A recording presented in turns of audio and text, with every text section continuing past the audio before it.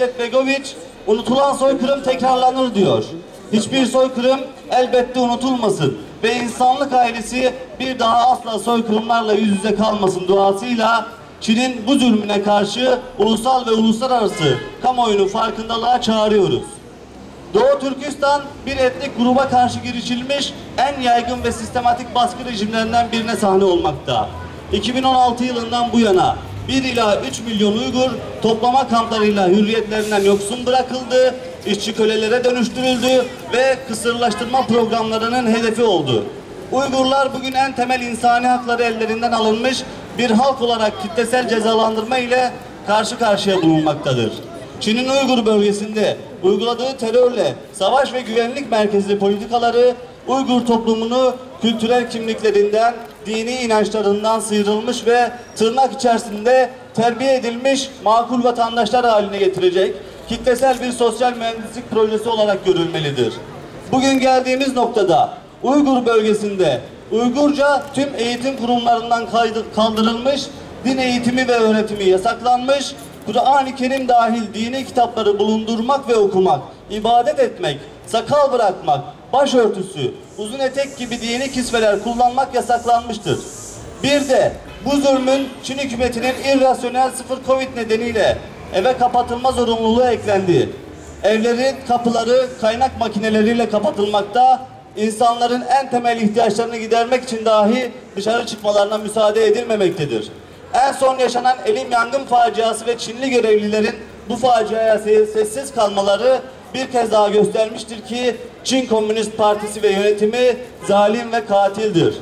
Peki ne yapmalıyız? Çin, Doğu Türkistan'daki uygulamalarından açıkça anlaşıldığı üzere Han milletinin üstünlüğüne dayanan ırkçı bir devlettir. Doğu Türkistan'da Uygur, Kazak, Kırgız olmak üzere adeta suç tellaki edilmekte ve insanların peşinen düşman ve terörist olarak yaftalanmaktadır. Öncelikle Çin'in bu tutumundan derhal vazgeçmesi gerektiğini ilkesel olarak hem uluslararası toplumun hem de kamuoyunun kabul etmesi gerekmektedir. Doğu Türkistan'da kurulan ve Uygur, Kazak, Kırgız ve diğer azınlık grupların evlerin içerisine kadar takip edilmesini sağlayan yüksek teknoloji ürünü, takip ve gözetleme sistemleri derhal kaldırılmalı. Sokak sokak, cadde cadde, ev ev bu uygulamaları yapan 1400'ü aşkın güvenlik şirketi bölgeden çekilmelidir. Çin, Dünya Sağlık Örgütü'nü ve bağımsız sağlık kurumlarını derhal kamplara davet etmelidir. Birleşmiş Milletler, Çin'in insan haklarını ayaklar altına alan toplama kampları vahşetini derhal durduracak sahici adımlar atmalıdır. Çin'in veto engelini aşabilecek önlemler getirilmelidir. Toplama kampları utancından kurtuluncaya kadar tüm ülkeler Çin ile siyasi, ticari ve askeri bağlarını koparmalıdır. Çin'in en büyük ticari ortağı İslam dünyasıdır. Bu çerçevede ekonomik yaptırım mekanizmalarının etkinliği göz ardı edilmemelidir.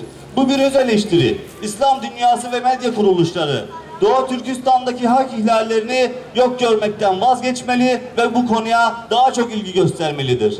Doğu Türkistan konusunda İslam dünyasının çatı kuruluşu olan İslam İşbirliği Teşkilatı adeta yok hükmündedir. İslam İşbirliği Teşkilatı kuruluş misyonunu deruhte etmelidir. Zira teşkilatın mevcut tutumu Çin'in daha da cesaretlendirmektedir. Son olarak belirtmek isteriz ki dün olduğu gibi bugün ve yarın da her türlü hak ihlaline karşı mücadeleden asla vazgeçmeyeceğiz. Mazlumların yanında kalmaya devam edeceğiz. Çünkü bizler inanıyoruz ki Martin Luther King'in ifade ettiği gibi herhangi bir yerdeki adaletsizlik her yerdeki adalete yönelik bir tehdittir. Allah Doğu Türkistanlı kardeşlerimizin yardımcısı olsun.